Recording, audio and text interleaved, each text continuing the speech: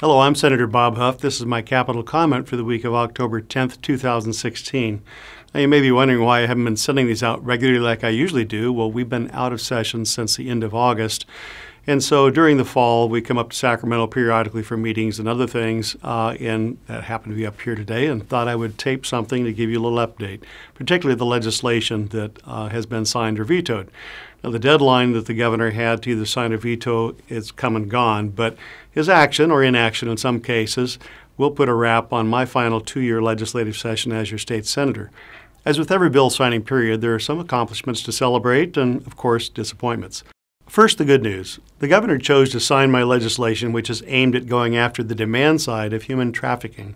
SB 420 amends the penal code in order to make a clear distinction between the buyers and sellers of prostitution. Until now, amazingly, California law did not differentiate this.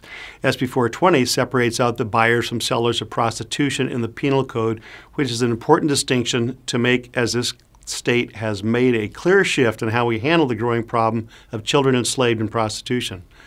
By conservative estimates, sex trafficking is a $32 billion industry in this country, yet California lacks comprehensive statistics to help direct future public policies. By focusing on the buyers of sex with this important change in the penal code, the Department of Justice can collect accurate and verifiable data which can help shape future public policies, best practices, and help direct existing law enforcement resources.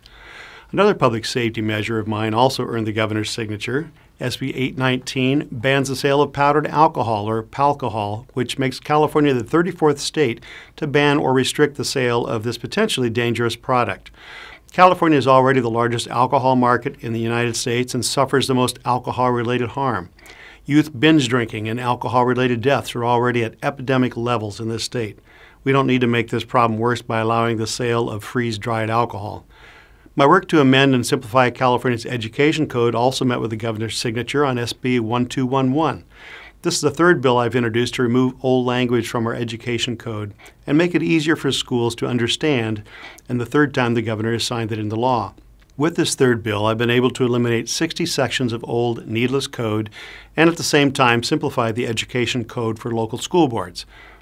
I'm not pleased the governor vetoed a bill I authored on behalf of Porter Ranch homeowners in LA County who were affected by the Aliso Canyon natural gas leak. SB 1304 could have resulted in lower property tax payments for many homeowners. Under state and county law, property owners can apply for a reduction in property taxes if the property was damaged or destroyed in a natural disaster and the governor declared a state of disaster. However, the law does not apply when the governor declares a state of emergency, which is the action he took in response to the gas leak. It also doesn't cover environmental damage. SB 1304 would have changed state law to allow property owners to apply for and receive tax reductions.